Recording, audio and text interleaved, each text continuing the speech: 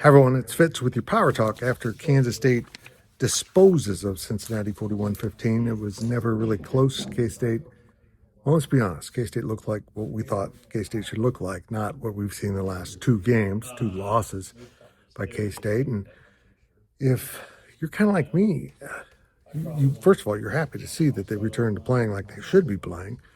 There's controlled Cincinnati from the get-go, and I'll get into some of the stats, but if you're like me, you're a little bit more frustrated. You're frustrated because of what happened last week. Everything else has played out exactly like Kansas State needed it to play out, except for the one thing Kansas State could control, their own performance. So they're not out of it because everyone lost. I mean, everyone ahead of them has two losses. There's scenarios of chaotic scenarios where Kansas State could play Baylor, Kansas State could play Texas Tech. The national media can look at the Big 12 and say that's not a very good conference, but it's fun. It's incredible football. It's really evenly matched. And I'm kind of tired of, when teams lose in the SEC, they're so good. Everyone's so good.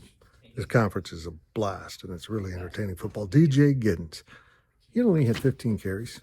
It just felt like more, 143 yards, 2 touchdowns. Avery Johnson returned to the running game, 10 for 72. And Joe Jackson playing for Dylan Edwards, who is still out with that hamstring injury from last week, 10 carries for 47 yards.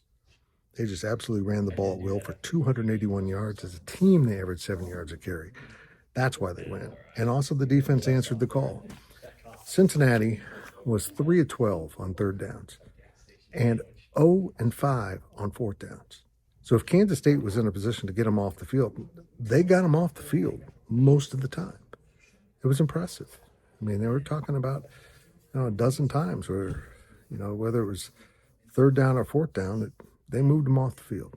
And it's pretty incredible. That's exactly what the complementary nature of K-State football typically is. Last week, it was complementary because every section was bad.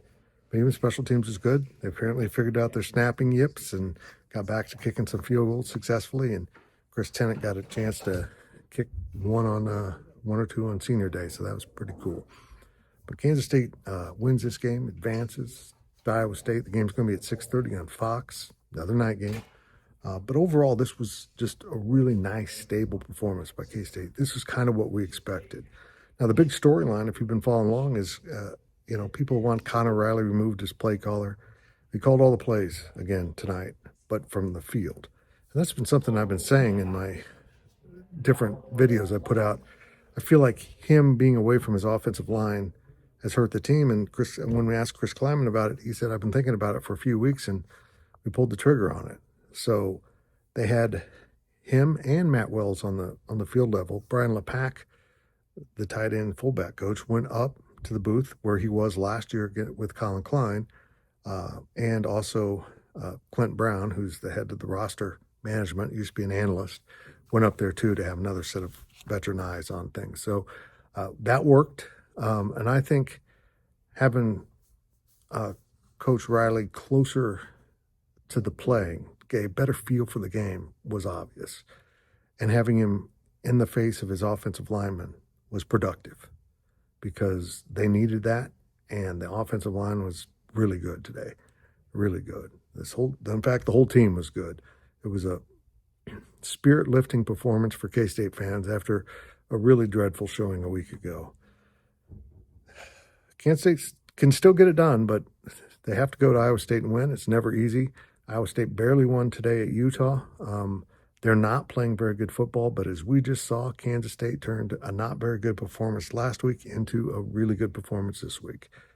Every game in this conference is self-contained, and K-State has been victim of that, but literally everyone now has this. The leaders in this conference all have 2 conference losses, and K-State and many others are right behind them at 3. The final week of Big 12 football is going to be pure entertainment, and I'm fired up for it. K-State, Iowa State next week, 6:30 in Ames. It's going to be chilly, but as of now, no snow in the forecast. Got enough last year for, ever. That's the last football game I want to see that way. That's it. I'll have a DD later on Sunday, and appreciate you watching. And make sure you're subscribing to this YouTube channel. I'm Fitz, and I'm out.